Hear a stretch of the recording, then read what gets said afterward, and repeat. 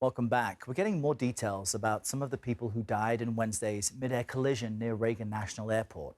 Among the mothers, fathers, sons, and daughters were a handful of top figure skaters, young men and women coming back from a development camp in Wichita, Kansas. 6 of the victims were affiliated with the Skating Club of Boston. Other skaters at the club who had been in Wichita but left earlier spoke about this loss.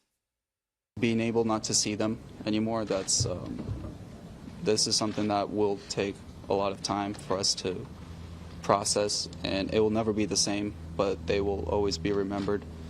We want to let everyone know that the Skating Club of Boston will forever remember them.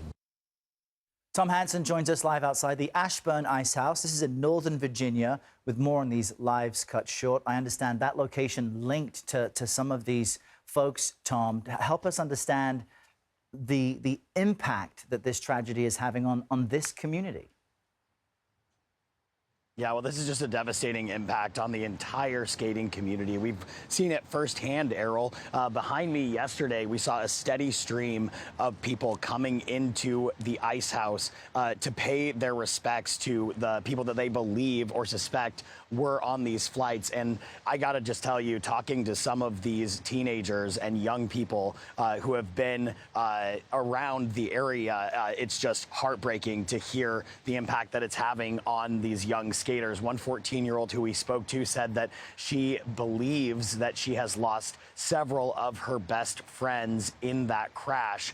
A 10-year-old also came forward yesterday and was talking to press about the impact that this all was having on her and, you know, her ambitions to continue skating. So it really just goes to show that so many people in this community are deeply impacted. It's a tight-knit community. This is a group of young people who not only train together, not only compete together, they travel together, they study together, all of the above. And so one loss is devastating enough, let alone several from one ice house or one skate club like the one behind me, Errol. What struck me yesterday, Tom, was hearing Nancy Kerrigan, you know, the famed skater, cry as she speaks, saying her husband was being asked to do interviews, and she thought that was strange because she just didn't know what to do. But she did want to be around her fellow skaters. She did want to show emotional support. Help us understand some of the other lives lost and this sense of just being together in this horrible moment.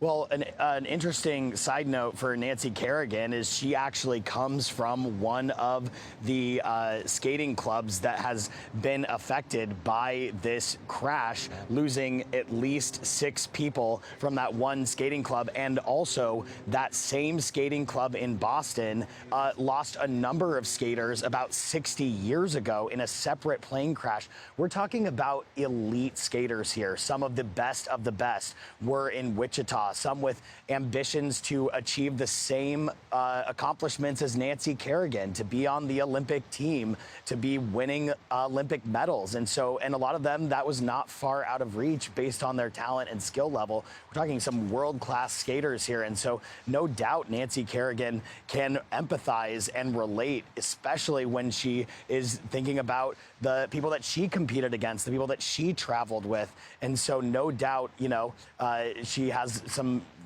you know, really profound insight into the devastation that these young skaters are going through. Yeah, our hearts go out to all victims and relatives of victims, skaters or not. But thanks for helping us understand how this is hitting the skating community. Thanks, Tom.